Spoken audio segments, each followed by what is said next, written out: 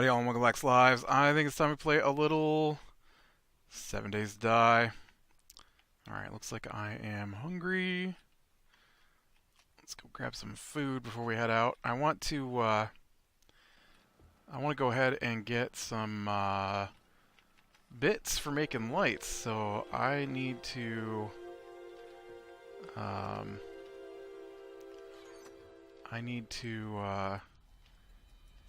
man, I am low on just eating food. I'm at the point where I need to do something about all this stuff. How are you doing? You're going to be a bit yet. Alright.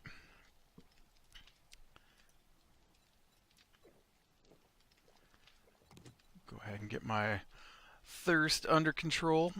But yeah, I need to go harvest some whatevers. I don't know. Probably hit the power station.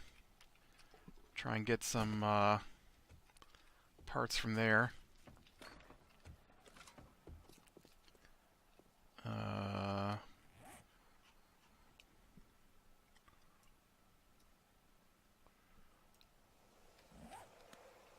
Okay. So I guess I'll head north first. Yeah, I can see. There's a couple of them right here. I can see their little towers sticking up.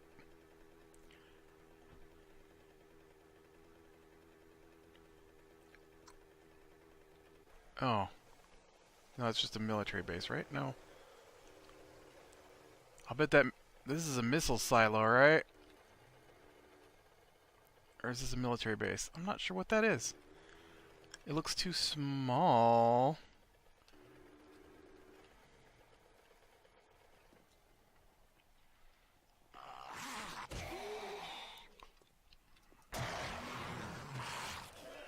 You did. I should have left more stuff back at home. I think this is a military base. Oh, man. That is just...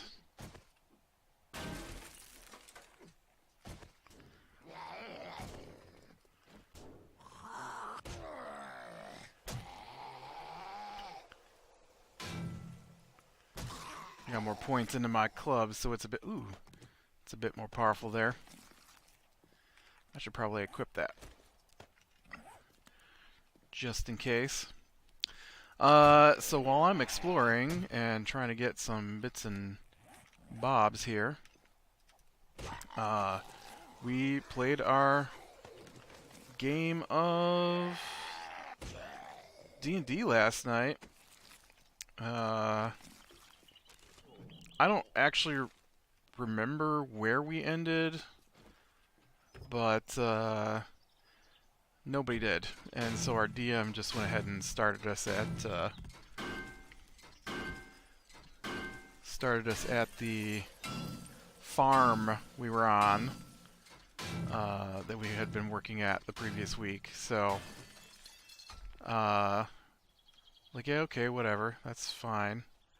Engine, pipe, brass, battery. Let's get rid of the dirt. I kinda want to take this engine with me. And this battery. Never know when those might come in handy. And so there was nothing for us to do there because we had finished off everything last time, and so we were gonna head out. And then our first round of what is going on starts. And so, first off, the map says on it that each square is 4 miles. And the DM disagrees with that every time. Every time. He's like, the scales on the maps are wrong. Then why are they on the maps? And this led to an interesting thing a couple of weeks ago where the 25-foot wide tower on the outside was 60 feet wide on the inside because he disagreed with the scale for the inside of the tower. And so he'll do things like, because we play online, it's a map and he can put a grid over it, and so he'll put the grid over it, and he will shrink the grid down so that there are 4 squares inside of each square. And so each square is 10 squares, so I gotta switch this so it's 5 squares kind of stuff. But for travel, though, ooh, I want that. For travel, though, it gets to be tricky because then we run into how far does a horse travel? And it always is a huge discussion on how far a horse can travel. I don't know exactly what the rules are in the book.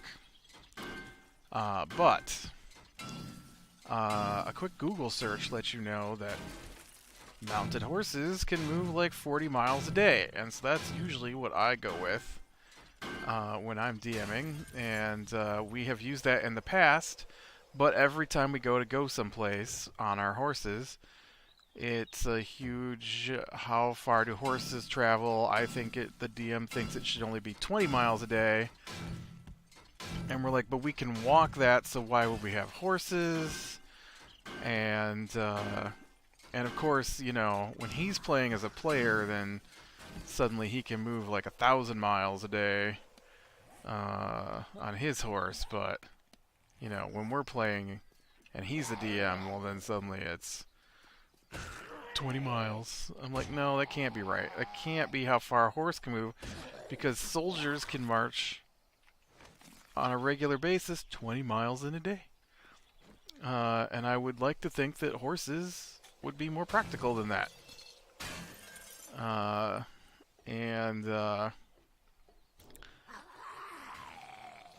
So after much arguing and Googling and going through handbooks and calculating based off of walking speeds, we finally agreed on 40 miles a day. 40 miles, not a day. 40 miles in 8 hours. That's what it's 5 miles an hour. It's not that fast. And so,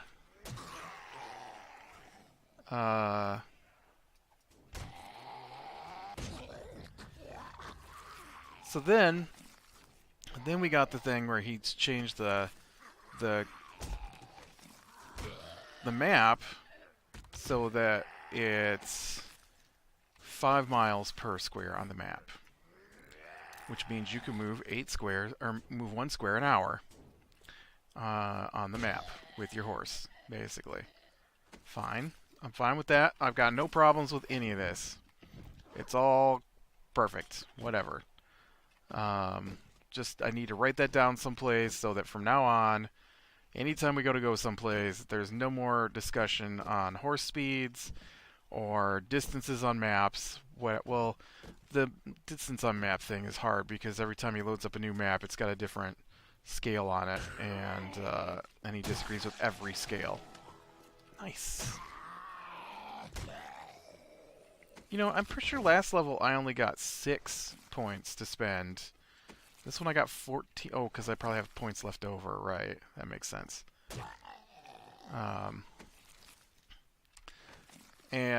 So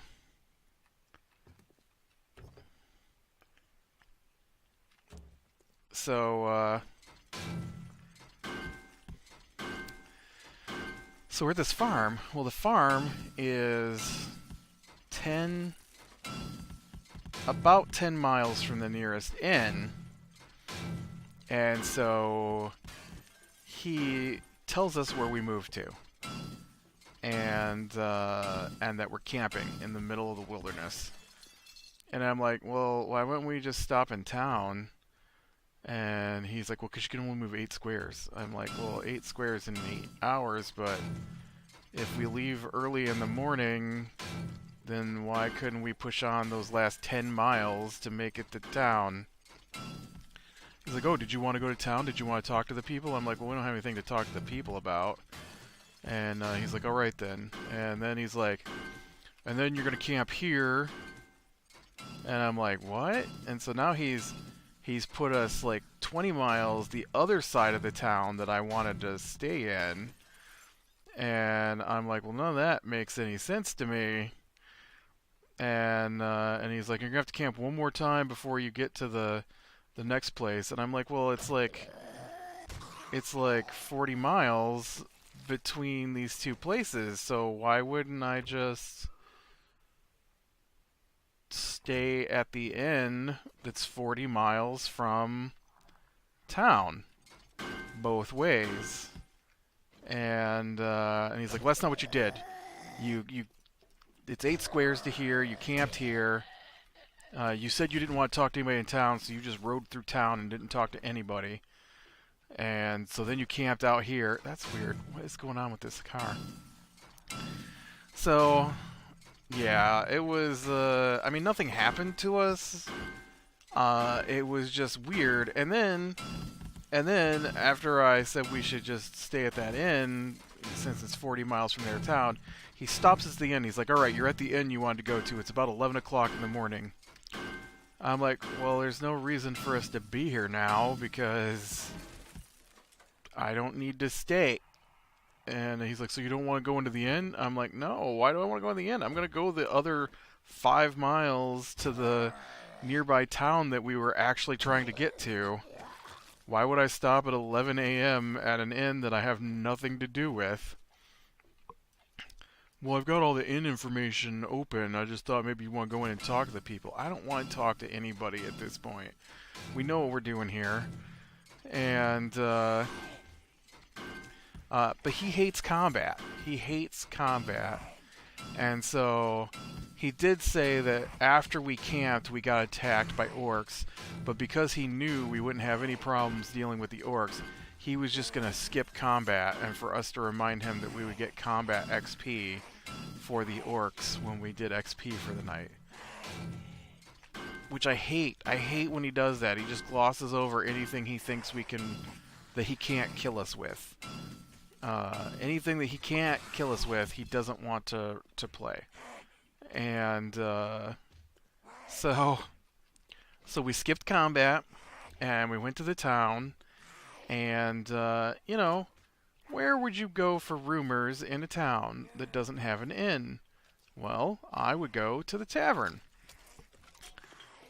Yeah, I expected there'd be more. I guess I'm in the garage. I need to get into, like, control rooms where there's computers, I think. And,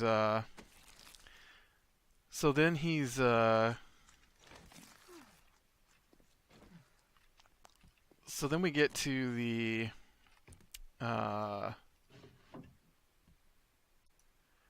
ooh, new book I didn't know. Sweet. So then we go into town, we go to the tavern, because I figure, hey, where else are we going to learn things in a town? He describes the town as having granaries, a mill, some rundown cottages, a tavern, and some docks. Some ratty docks at that. And, so we go to the tavern, and we go in there, and he says, you sit down at a table. And I'm thinking, well, I was actually going to sit at the bar, but okay, if that's where you think we should be. Mister, I have to control what you do, DM. And, so we, ooh, yeah. Ah, there we go. So we get in there, and we talk to the waitress, and she doesn't know anything, and because no one we ever talk to ever knows anything, it's highly aggravating. Even the people who are supposed to know things don't actually know anything in this game. And so we talk to her, and we're like, this is what we're looking for, and we were wondering if there were any rumors around town about things going on. And then she tells about some bat.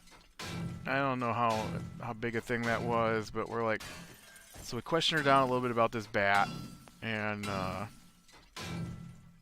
but what we're really looking for is we've defeated the surface parts of 3 of 4 elemental cults. And we want to know about the 4th and final cult, and we know they have ties with this little town. We know it at this point. And so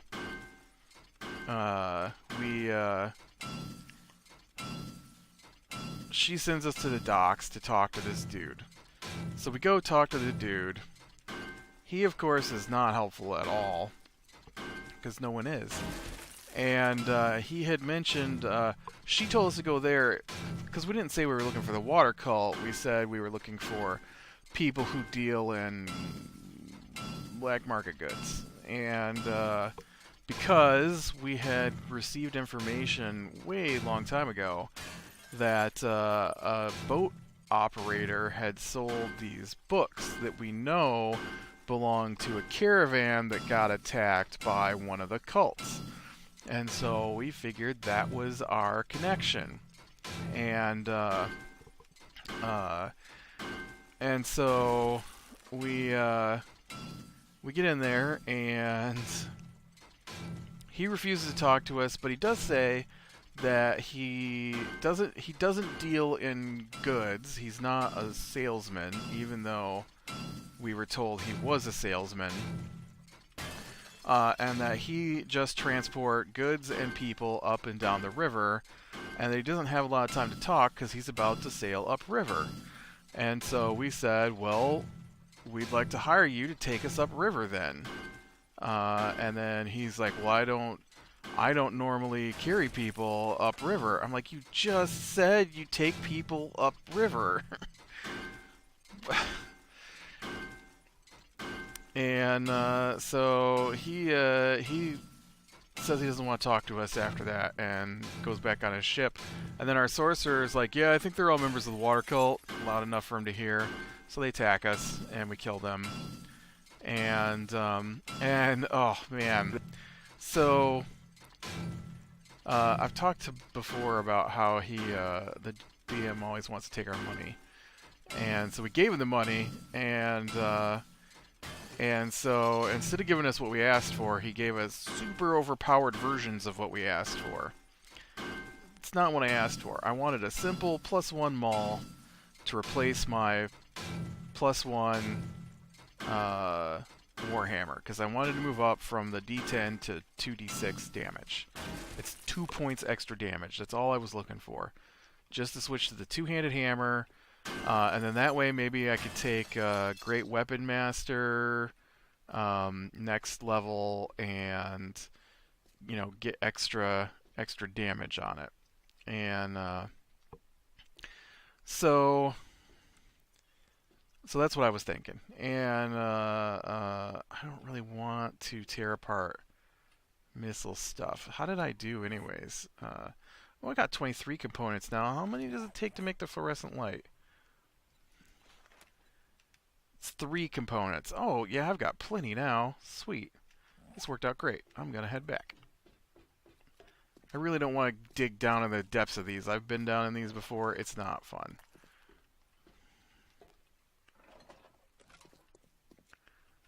Is there a... Ooh, bookcase. Gotcha. Whoa, whoa. What are you doing in here, skater?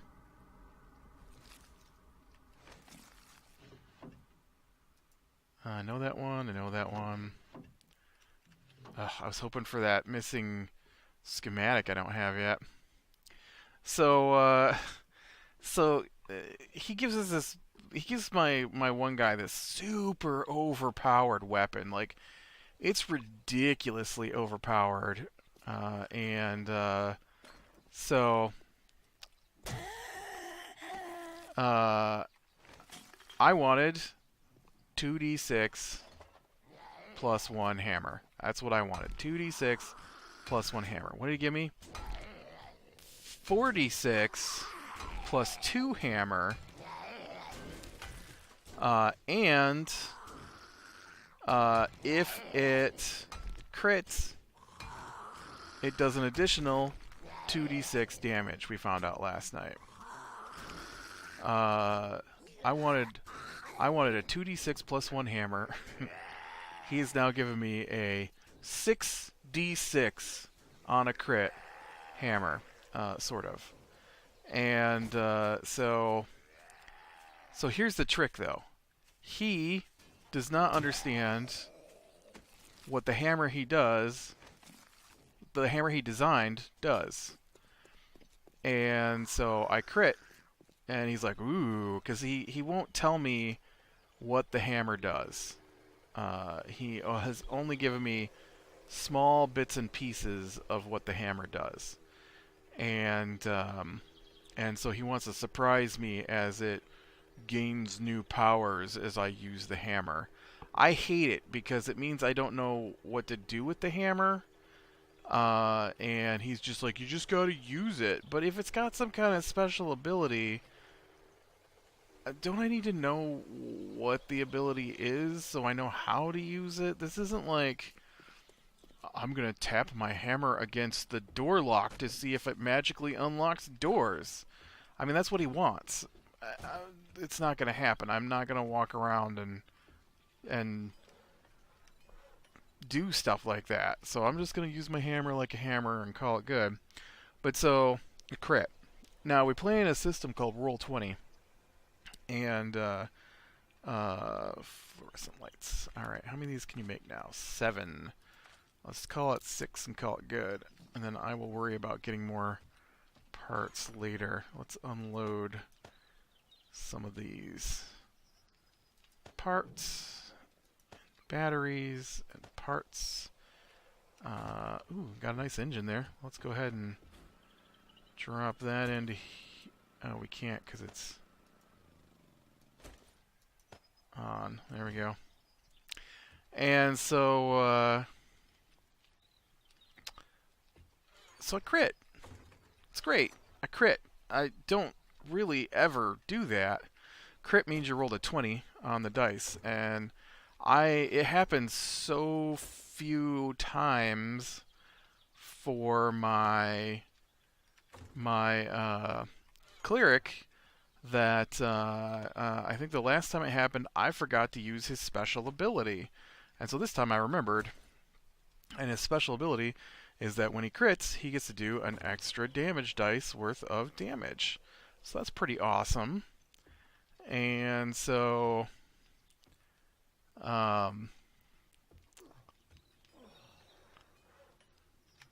fine, I will get some food here. Alright, calm down.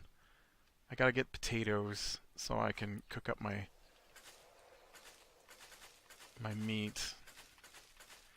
And so we use Roll20.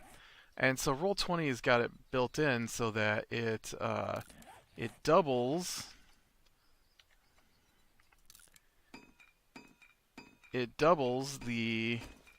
Or no, it doesn't double. It rolls twice is what it does. And so it rolls twice when you get a crit. Now, the way we do it is you just double the dice. And so whatever you rolled, you just double it. You don't roll the dice again. And so... But because Roll20 has it built in so that it automatically rolls the dice again... It puts it up in a specific... Oh yeah, I need the corn as well. It puts it up in a specific format where it... oh, and I need water. Where... okay, I'm going to keep that, and then... That can go in there, that can go in there. Where the... original damage is figured out, and so it was 19 damage total, and then it's got a plus, and then next to the plus is the reroll of your weapon damage, which is what gets critted, and so it said 15, and so it turned into a 15-minute argument over how the numbers were calculated on the screen. And he kept asking us if we wanted to switch how we were doing it since the system rolled it, and we're like, well, we've never done it that way, and this is like our 8 billionth session now of doing this, so why would we change it now? You know? And so he's like, okay, what's just the weapon damage? What, not the extra damage you got, because it does an extra 2d6 because of the special ability it has. And he's like, what's just the weapon damage? I'm like, okay, well, the regular weapon damage was 6. I'm like, oh, plus I get to roll an extra damage dice because it's a crit. So I rolled my extra damage dice and got a 2. So I'm like, okay, it's an 8. He's like, well, how much is that for your crit? I'm like, well, that's 16 damage for the weapon. And he's like, well, what about the 2d6? And I'm like, okay. Whatever that worked out to be. It was 19, so 19 minus 6 is 13. 13 minus 6 is 7, so it's 7. So I had gotten 6 damage with my weapon, 7 damage with the extra damage it does because I declared war on an enemy. Because I'm a Cleric of Tempest, and I have the special Hammer of Tempest now. And so, hurry up and give me a meat pie here, man. Jeez, it's going to be like 2 minutes. And so, he's like, no, that's included in the crit. And I'm like, okay. And he's like, so are you going to take that 15 then? Or are you going to double it? Or what are you doing here? I'm like, well, I'm just going to do what we normally do and double it. He's like, well, why is it listed on the screen then that it re-rolled it? I'm like, because it automatically does that like it has every time we roll? That's not new, dude. We've been using this system for a long time now, and we've never used that. And the other guy that plays with it, he's like, yeah, we've never used that extra number. We just use the original number, look to see what the damage dice were for the weapon, and go with that. And it was very confusing. And finally, I'm just like, dude, what is my hammer doing? Tell me specifically what the hammer does because I got a crit. Because he's like, ooh, it does something special when you crit. But it was so bizarre argument with him over how the numbers were calculated on what I'd already done that he wouldn't tell me what it actually did because it crit. Which I don't know how I'm supposed to, be able to figure that stuff out if he won't tell me. But, so he finally just tells me that in addition to the crit damage, it also does an extra 2d6. So you figure out how much it hits for, and then you roll 2 more d6s and add that to it. It was that simple, but man, it took us forever to get through that because he wouldn't just tell me what the hammer does. It's super annoying to me not to know what this hammer does. And it's just a big waste of our time every time he decides it needs a new ability. I don't want to make red tea. I want to make chrysanthemum seeds. Because it's going to grow with you. So apparently he just wanted to make a weapon that I would never get another upgrade. So he didn't have to deal with weapon upgrades for my character, I guess. But all I wanted was a +1 maul. Just a normal in-game magic weapon. It didn't even have to be +1. Just a 2d6 maul, because he already gave me this thing that I can slap on that changes a weapon to a +1.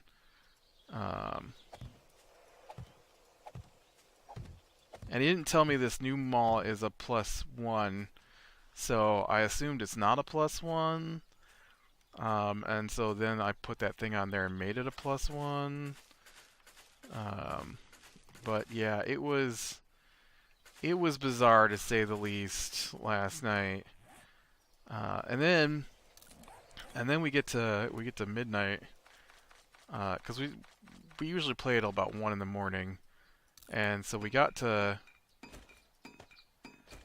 midnight, and he's like, "All right, well, we had killed the captain of the ship who attacked us, and then we decided that our characters don't know how to pilot a ship, uh, pilot a river ship, anyways. No, that's not true. We wouldn't know how to sail any kind of ship, and so we need to hire people for it. So we went back to the tavern. We're in a town with docks. There's one tavern. It's full of people. 3 people know how to sail. 2 of them are willing to work with us. And so we look up what kind of ship it is, or what kind of boat it is. It's huge. I didn't realize how big a boat it was until I Googled what it looks like. And it's a keel boat, which is like a 30-foot long river vessel. And so I was like, wow, we're going to need help, because there's no way we can even try and figure this out. This is a mess. And so he loves the RP moments, the DM does. So we have to go through this big, huge ordeal of talking to people to finally get... I need my hoe. Where is my garden hoe?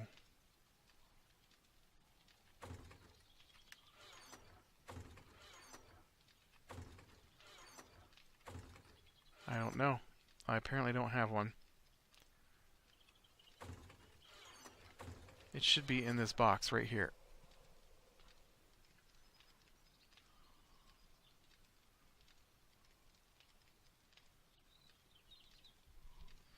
Or my inventory. It could be my inventory. Nope.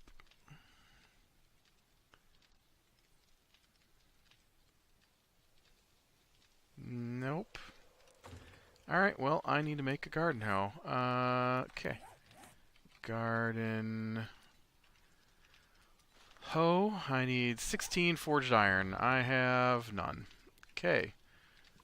And so,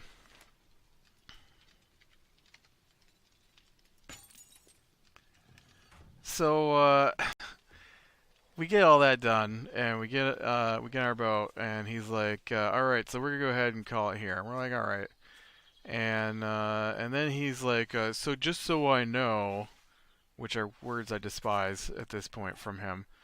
Just so I know, what are your plans for next time? Which means he wants to spend a week trying to decide how to screw up what we want to do, and so. We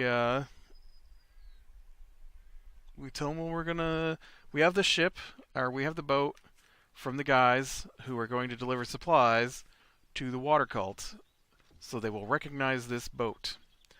And so, with a boat they recognize, we are going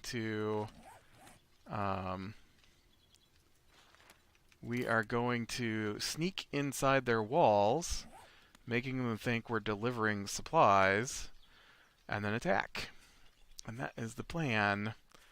And so he ended us on the river with our boat almost to the castle, which I just assume means they're going to shoot us or sink our boat or something at this point, instead of just letting us go inside.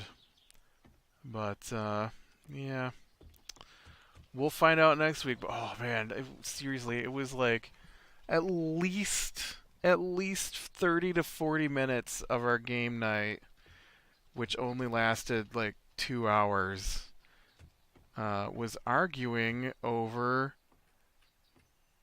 how to crit with this new weapon that he made. It's not like it's something from a book he doesn't understand. He created this weapon, and then trying to figure out what scale he was going to use with the horse. Oh, Oh, there's one more thing I wanted to say too. He changes everything all the time. We call it retconning, and which is what happens in movies and comics and stuff when they change something that was used to be one way and then they make it something else. It's called a retcon, and you're just supposed to pretend it was always that way. I don't know what retcon stands for. It must be like retroactive something. Uh, Retroactive continuity. I'll bet that's what it stands for. Retroactive continuity. It changed now, so you're supposed to pretend it was always that way in the past. Retroactive continuity. And so apparently we were in one of the towns that we didn't stop at this week, and he gave us a clue about something where he said this guy looked younger than he did when we first met him. And he was upset that we didn't pick up on his clue last night. And I'm like, dude, you retcon everything all the time. How are we supposed to know? How are we supposed to know when what you're saying now is true versus versus what you said before is true? I can't pick up on a clue about the guy looks young now when he looked old last time we met him because you can't keep your descriptions straight on who looks like what. So come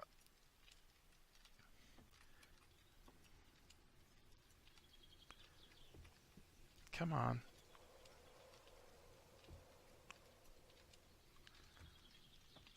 And so he's like, I'm getting better at that. He says, I didn't change anything tonight. And then the other guy who plays with us went down a list of things that he changed last night while we were playing. Oh yeah, look at that. I'm going to take the torches off the walls now. We have that. Sweet, sweet, unnatural lighting.